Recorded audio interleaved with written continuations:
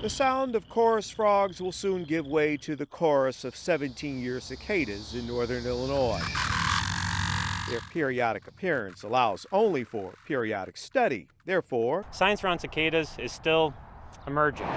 Scientists have found certain trees and shrubs to be vulnerable to females laying their eggs. They're common landscape plants like crabapple, birch, hickory, oak. Cicadas lay eggs in small branches, 1/8 of an inch to 2 inches in diameter. In smaller plants, those are all the branches that they have, are those small, vulnerable branches. So the folks at Morton Arboretum recommend covering young woody plants with netting that keeps the cicadas out, allows light in, and lets the trees breathe. We're looking for fine mesh netting, bird netting, insect netting no bigger than 1/4 inch across. These plant care specialists have been monitoring the soil and believe cicadas will be making an appearance in the next couple of weeks.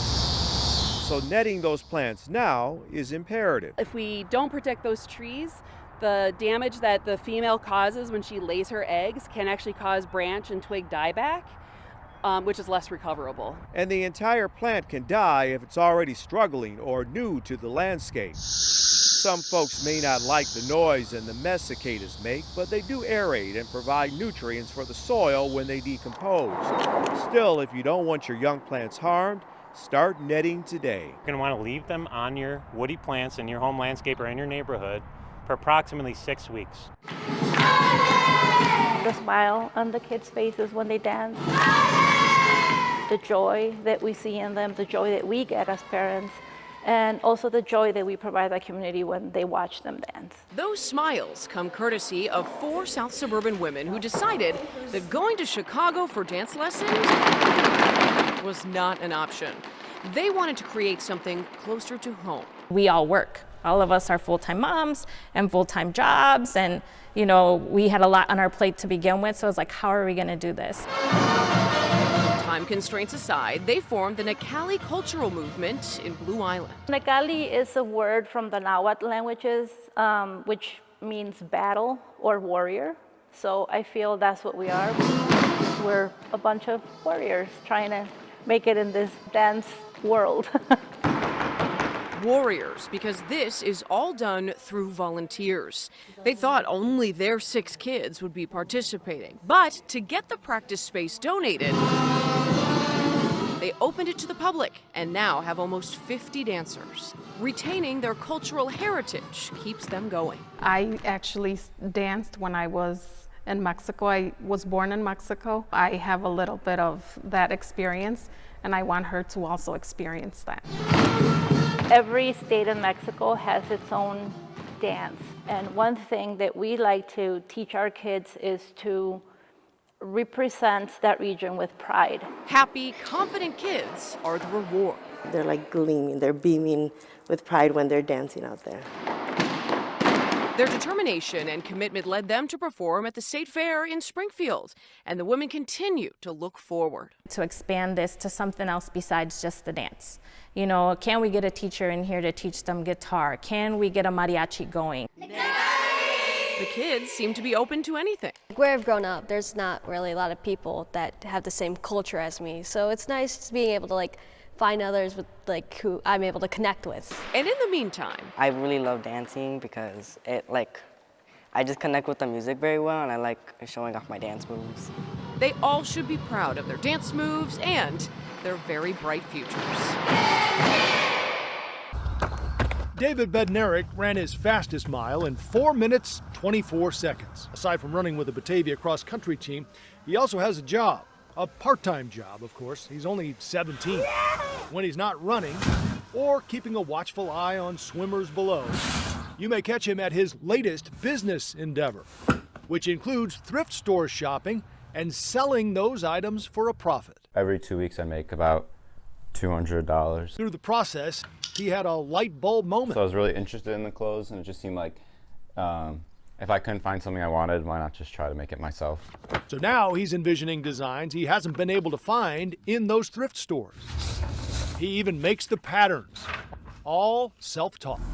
When it comes to picking out the materials for these designs, he has a soft but discerning touch. Usually it's quality, so Joann's is hit or miss. Today, was a miss, but that's okay. He has plenty of materials at home. David points out that while his friends may not be joining him at the fabric store, they're all pretty chill about his career choice.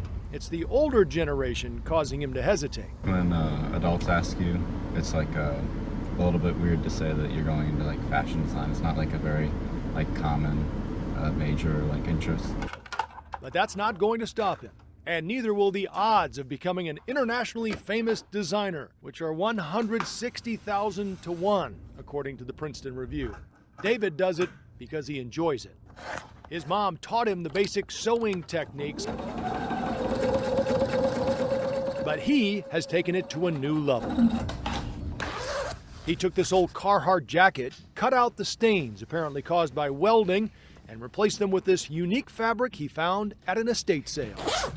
These two, the pants and the jacket, are probably my most worn that I've made before. A bunch of like random little hardware. The pants are his own design. No matter if he's recreating thrift clothes. What's your mom think about this room? She's not a fan. Or sewing brand new designs. Perhaps his mom will forgive the mess if he goes on to be the next Armani. And even if he doesn't. It's just something like for myself. 14 days. And 16 contestants in the New Zealand Alps. Told them to reach the summit. To reach a what? This is crazy! $1 million divvied up into 16 backpacks. Whoever reaches the top keeps the money. Who will it be? An adventurous shuffling of the deck, if you will. This man would love to come out on top. I love a good adventure. I don't even have windows where I work, so this is just amazing. Rob Culp works at District 86 Joliet Public Schools. See if they're up there. More than 8,000 miles from his adventure down under. How you know how you'll cram before a test? And he develops the curriculum for grades K through 8. What they're reading, they're writing, how they're learning to read. She never stood alone. And likes to be hands-on. Squeaker's gonna be the best pet ever! Oh, you'll see! Do you think he's gonna be the best pet ever? He also loves to travel. France, Germany, Spain, Switzerland. But he's never done this. High altitude game. He tried out for another reality show in March. It didn't work out. But then that casting agent called him for something else. Their moral boundaries. Like, hey, I'm casting another show. I think it's going to be right up your alley. Several interviews later, he was off to New Zealand with no idea what awaited him. Hi, Dr. Cole. And no ability to share anything with those closest to him. I'm his #1 fan. Nobody here knew I was leaving for the show. In fact, the day I left, I said, bye, see you all in 4 weeks.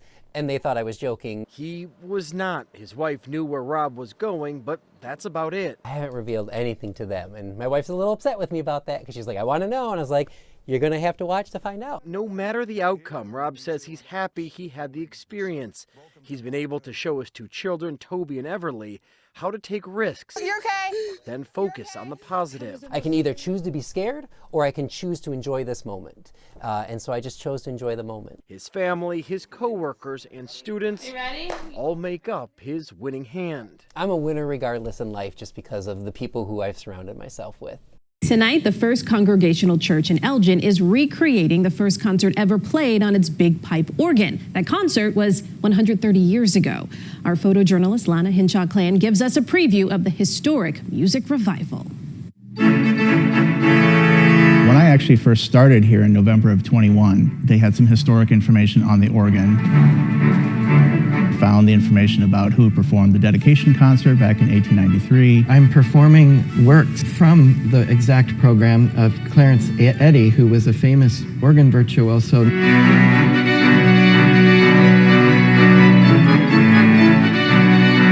Organ solos, the unique thing is that several of them are transcriptions.